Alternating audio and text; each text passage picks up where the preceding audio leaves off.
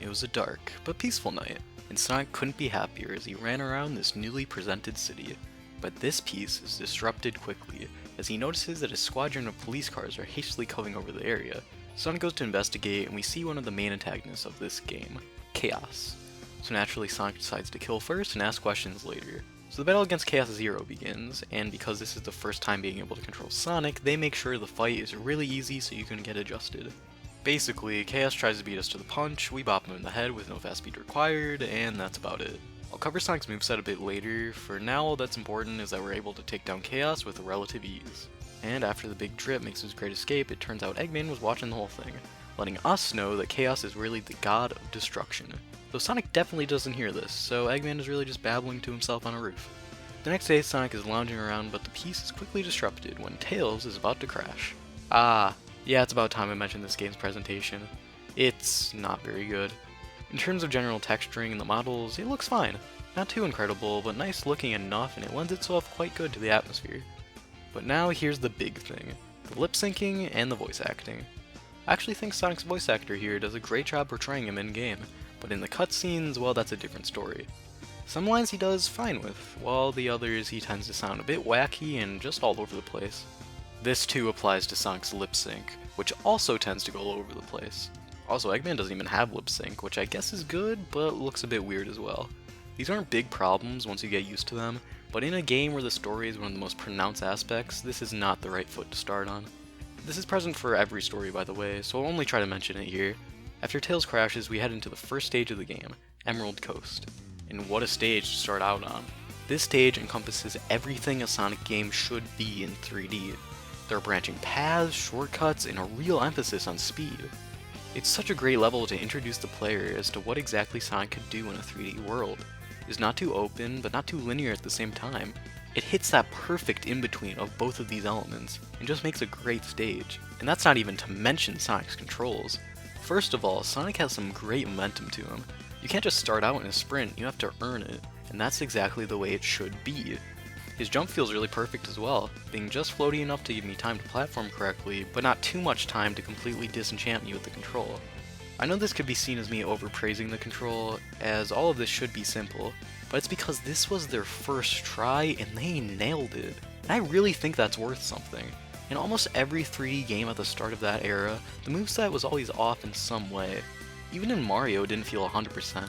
But that was okay, because these studios could always evolve the moveset to the next game and make it feel even better. But Sonic doesn't need to do this. I'm not sugarcoating when I say this. Sonic's control is nearly perfect in this game. After finishing up Emerald Coast, Tails talks to us for a bit and tells us to check out his workshop. After taking the train to the Mystic Ruins to get to it, we're interrupted by a face, and after some back and forth he tells us that he has big plans. Needs the Chaos Emeralds to complete them. Of course, Sonic's not so willing to allow those plans, so he allows a fight instead. This boss is pretty simple, just having the same attack cycle 3 times in a row. It's still the beginning of the game though, so it's fine. After defeating Eggman, he quickly snatches Tails' emerald thanks to the dreaded walk forward, and he gives it to Chaos, which generates Chaos a bigger arm. So apparently Eggman, or Robotnik, I don't care, wants to use Chaos to destroy Station Square, and build Robotnik Land on top of it. Kind of a weird plan, but it doesn't matter, cause I'm sure Sonic will be the hero to stop it. Though not quite yet, cause he just kinda lets Eggman get away. Always next time though. So we go over to Tails' workshop and find the Windstone. Though don't bother actually looking what Tails was working on, cause there's nothing of interest in there. What you're supposed to do is take the stone over to the second level entrance. Windy Valley is the next stage, and look, we got Tails with us. And just like the older games, I'm pretty sure if you had a second controller, someone else could play. No idea why they would ever want to, but it's still cool to have the option. For the actual stage, it's good. The main problem with the stage is that it's incredibly linear, which isn't necessarily a bad thing. The thing is, these linear sections ruin Sonic's control a little bit. Because these paths aren't too wide and we're going at a fast speed, Sonic will just easily bump into walls and ruin the momentum if you're holding up in a way the game doesn't like. Either way, it's not a big problem, just something I noticed. This level is still really fast, and it's fun to go through, so it's fine in my book. It's just that parts of this seem very akin to a prototype, if that makes any sense. So after leaving the Mystic Ruins and going back to Station Square, we're able to enter this whole new low. And there we find the Lightspeed shoes. minus the speed because these things are slow. They require you to charge them up for about 4 seconds so you could stream across paths of rings, but I really never used it unless I needed it. But hey, it's the first power up, so I guess I shouldn't be expecting much. Using this newfound power, we're able to go into Casinopolis. Casinopolis? Casinopolis. And here we need to collect 400 rings in order to get the Chaos Emerald. This stage sucks. Kinda. Let me explain. There's 4 places to go in the casino. First is the shower room, but we don't talk about the shower room, so that leaves 3 places. Sonic Pinball and Knights Pinball. We'll talk about the last place in a bit. These pinball machines are pinball machines. Let's start with Sonic's machine. Get yourself into that hole and you'll get a chance at this slot-like thing that's super easy to time. And that's it. Yeah, even if you don't like pinball, I feel like you gotta see the problem here. This table has nothing going on in it. It's not even nice to look at, it's just this. As for the other machine, it's in the style of Knights, which is great for the 2 people who actually like him, though even if you do, this table is still pretty bad. I will admit, it has some cool ideas, like how the whole card pairing thing goes. But once you get to the second area, you'll realize all the flaws. There's just so much downtime going on here, and the only way to get out of the second area is to watch this boring little scene with Knights, which is kinda cool when it happens the first time, but then you realize you have to watch it every time you want to leave. And because the card pairing mechanic is really tedious, you'll be wanting to do that, only to be accidentally transported back anyway. If you're gonna have to do a slot machine, just do the Sonic one. It's boring to look at, but it's really easy to get rings. But there is a saving grace to this stage, the Trash Zone. If you fail a game when having sum of rings lower than 100, you'll be transported here. And it's a real level! And this would really save the whole stage if you didn't have to go out of your way to get it. Why not have us start out down here, get as many rings as we can, and if we're still missing some, have us play some of the pinball games. You could even tie it in with the sewer part from before. It's just weird to go from this to this. This level is fine if you utilize the trash room. I'm glad they gave us this alternative option to pinball. I just wish it was formatted differently. Definitely the weakest stage so far. After getting the Chaos Emerald, we leave the casino and then immediately lose the emerald. There's 400 rings I'll never get back. We then are directed to go get more emeralds, even though Eggman could just do the same thing again. But I guess next time we'll be ready? So where do we go now? Well, there's this key in this alleyway that unlocks the next level, and I'm pretty sure you're probably wondering how the player was supposed to know that. Well, I didn't mention it before, but after beating Casinopolis, we get to see this little cutscene of it landing there. So if you have any sense of environmental observation skills, it's pretty self-explanatory where it is. And that leads me to something this game does really well, its direction. I've heard some people say that games, especially Sonic ones, should never have a hub world because it could only lead to confusion, but this game's hub world really proves that wrong. It makes sure to direct you in every way it can. See this little orb here? Well, it's always chilling out somewhere, and when you jump into it, it tells you exactly where to go. But that's not all, the townspeople will also try to nudge you in the right direction, and the computer monitors do that as well. This game really doesn't want you to get lost, to the point where it even has instructions as to how to use the characters you're playing as. I don't know who would need this, cause what kind of idiot doesn't know how to play a Sonic game, but the option is still neat. This hub is really compact too, with only 3 main areas. Station Square, the Mystic Ruins, and eventually the Egg Carrier. And all 3 have space, sure, but that space always leads somewhere. It's not a big hub world that you can just get lost in, and the landmarks are placed so well that you'll most likely know exactly where you are.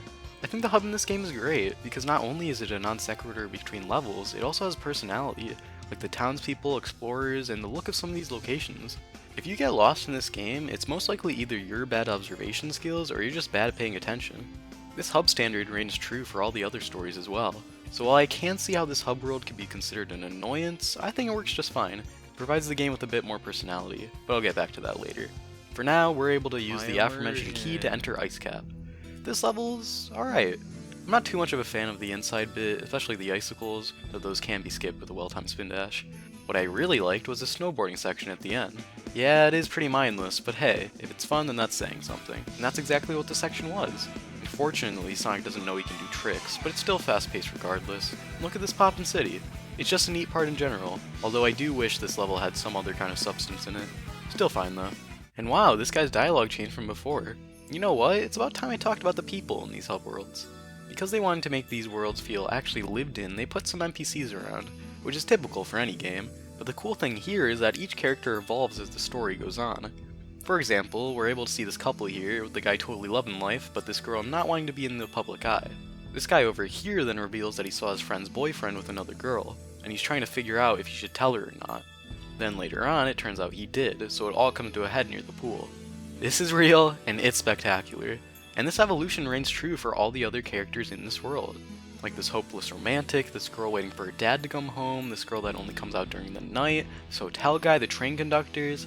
And yeah, not every NPC has a story, but I do appreciate how they were able to integrate these stories into the main game. They make the hub worlds feel alive and something I actually want to explore just to see where the stories go. I even get a kick out of the characters that don't talk, like this butter broom maid and the egg carrier. These characters make the world feel alive, and I feel like they help make the hub world more fun and less of a slog. Anyway, we see Knuckles kind of standing around, and after going up to him, he tries to attack us and a fight ensues. This fight is, well... oh no! Yeah, you probably know. Being the hero that I am though, I'm able to take down Knuckles, and it ends with us both bonking into each other, losing our emeralds and letting Eggman take them. Glad to see we're ready this time. Eggman gives the emerald to Chaos, and the next battle ensues, which is Chaos 4. This boss kinda sucks. It's basically just a waiting game, and all you do is awkwardly jump around on lily pads and wait for him to come up. That's it. There's no real challenge to this fight, all of his moves are easily avoidable. This would be alright if it was quick like his earlier fight, but it isn't, because him coming up is entirely based off of luck. So depending on whether or not he feels like it, you could finish this really fast or really slow. Not an awful boss, but not one I particularly enjoyed. After finishing off Chaos, Eggman gets to show us his new egg carrier in this nice looking cutscene. That unfortunately makes the carrier look significantly less nice afterwards. Knuckles says he has important business to do exactly 10 meters away, and we head down to Tails' workshop to take the tornado and go after Eggman. We then enter Sky Chase. Sky Chase isn't a level though, it's just us piloting the tornado to catch up with the egg carrier, which is an alright idea, but the execution is a lot less than alright. This section is an on-rails shooter of sorts, so all you'll be doing is moving in the limited space and targeting onto planes and the like. These are all fine ideas, but this takes way too long. It's especially bad because unlike something like snowboarding, this section isn't engaging at all. It's just the same methodical actions done again and again. Maybe it would be better if we were in charge of our speed in some way and dictated how fast we wanted to go, but we're not. And the whole thing is pointless as well because we get shot at the end and fall back to the ground. Oh well, at least nothing important was lost. We're back in Station Square, but we quickly get stopped by Amy of all people, and she tells us about her bird or something, some business transaction, I don't really know. Either way, she thinks she's able to sneakily convince us to help her, and at this point Sonic doesn't care and just kinda lets it happen. Later on, I went back to the hotel and I accidentally stumbled upon this new power-up, the unskippable Crystal Ring, which reduces the store-up time for the Lightspeed Dash from 4 seconds to 2. Great.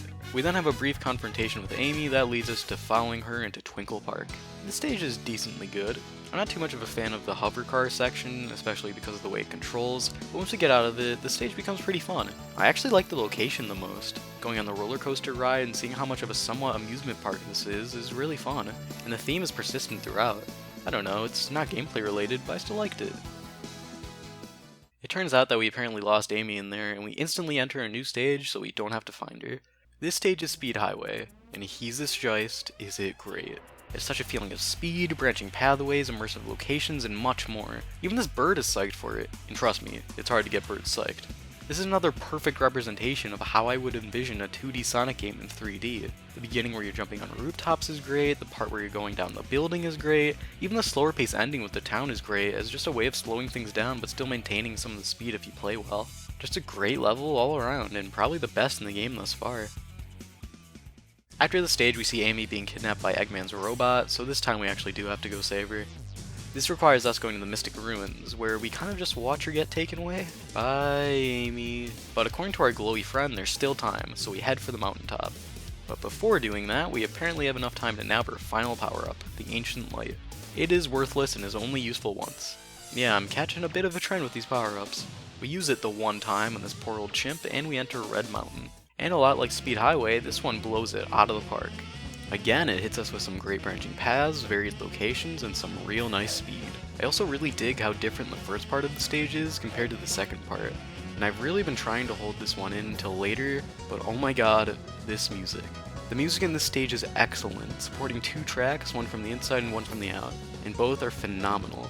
But it's not just this stage, the whole game has amazing music. This is apparent from the first stage itself, and it really never goes away. Sure, there are some tracks that aren't home runs, but in general, the music in this game hits it out of the park.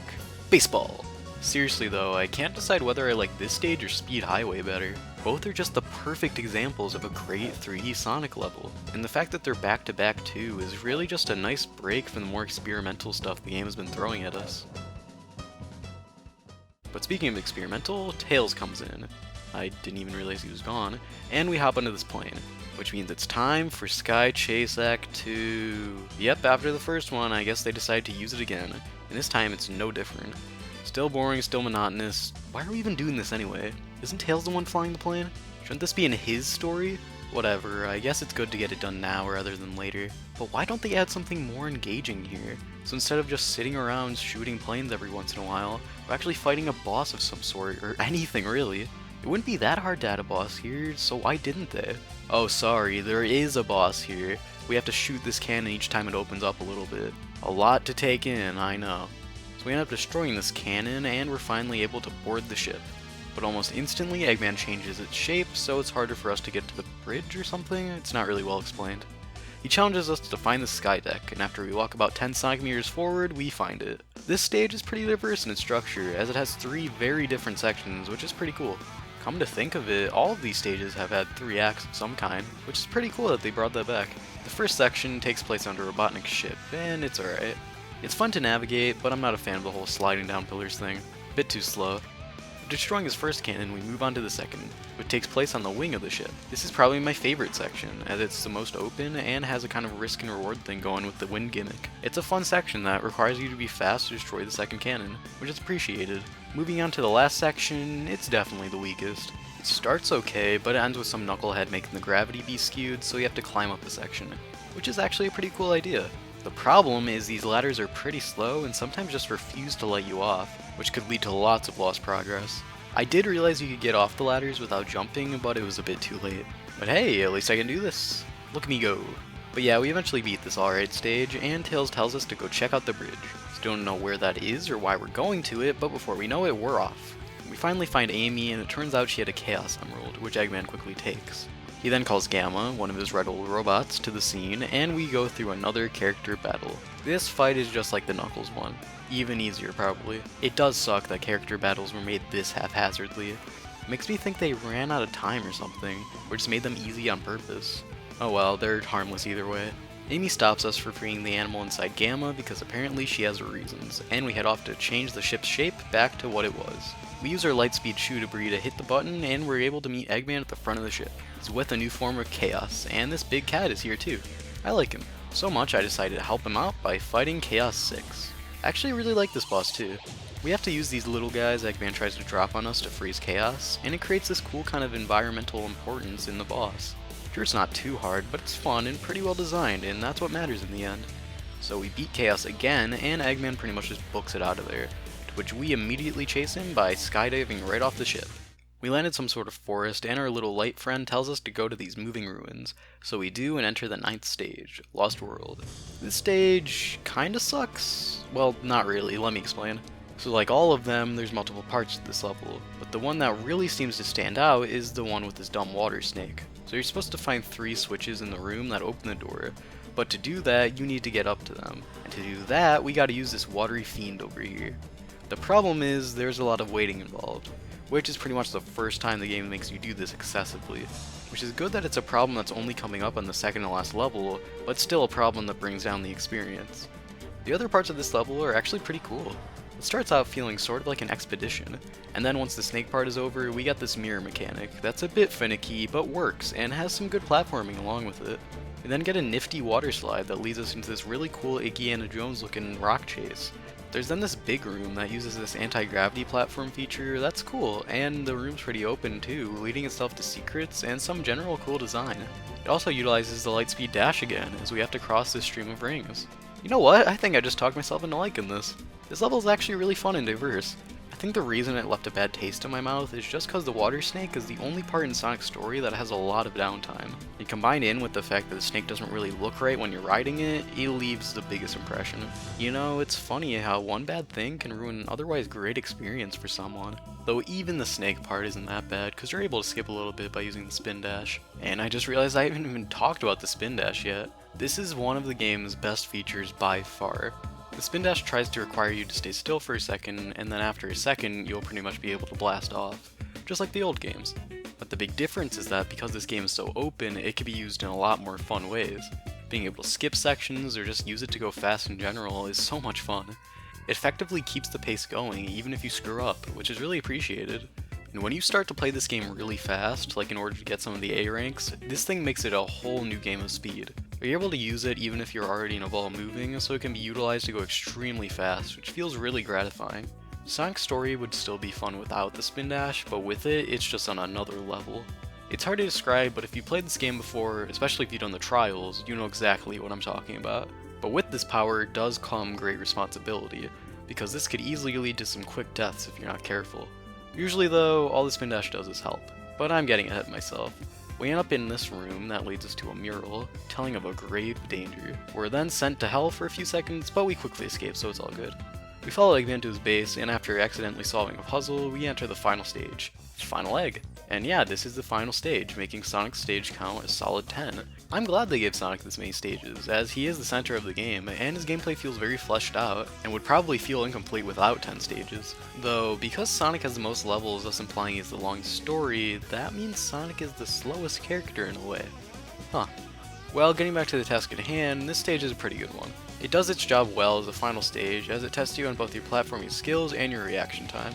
It has most of the signature stuff, like the branching paths, speed, good platforming. You see, it gets pretty tedious to repeat myself here, because these are things most stages have. Nearly every one of them has some type of branching path, moments of good speed, and moments of good platforming. In general, even with the gimmicks, this game is really even about its levels. They try to make each one different, but have the same general rules always set, and I really appreciate that. Well, except Casinopolis, but hey, every family has a black sheep, and that sheep has a sewer, which makes it kinda okay. In general, they followed the good rules, you get what I'm saying. So we finish the level, chase Eggman up this really tall building, and prepare for the final boss, the Egg Viper. The battle ensues, Eggman takes out platforms, whittling him away, one hit at a time, and well, we had to get to this eventually. Okay, so this game kind of has a reputation for its glitches. Personally, I didn't experience any on this playthrough up until this boss. That isn't saying they don't exist before this, but in my personal experience, the game supported itself fine. But this boss, oh man. I think I just got really unlucky because I got every glitch in the book. Going through the boss, my homing attack not working correctly, me winning but then getting flung off. It was a mess, and having to play the boss so many times really opened my eyes to how bad it is too. So the whole gimmick is that he's slowly destroying the platforms that you stand on. And if you don't beat him in a timely manner, say goodbye to your footing. This is a fine idea, but it's not fine once you realize the actual design of this boss. It's just the same waiting game of get a load of this, get a load of this, hit. Get a load of this, get a load of this, shoot, hit. Get a load of this, get a load of this, get a load of this, shoot, hit. Okay, you get what I'm saying here. This boss solely depends on you having to wait, and in a Sonic game, that's not what the final boss should be. If I'll give the current games anything, it's that their bosses have to do with actual mechanics, like having to build up speed to hit the boss, not just waiting around for his perfectly choreographed attacks. And if you die, you have to go through the same waiting game again, which makes those glitches I mentioned before even worse. It's just a really bad final boss, but I guess that's in line with most of the other bosses in this story. They tend to just be laughably bad or actually bad, which sucks because everything else in the story is really great actually. With the amount of flack I've heard this game be given, I expected this to be a nightmare. But after going through it all, it was a lot of fun. I think that's the best word to describe this story. Fun. Each of the levels provided a good time, the story was interesting to see evolve, even if I don't have the full picture yet, and most of all, there was never a point where I wanted to stop playing. Sonic's story is truly a good time, and even though it does have some downs, I still fully recommend it to any platforming fans. There's lots of fun to be had here.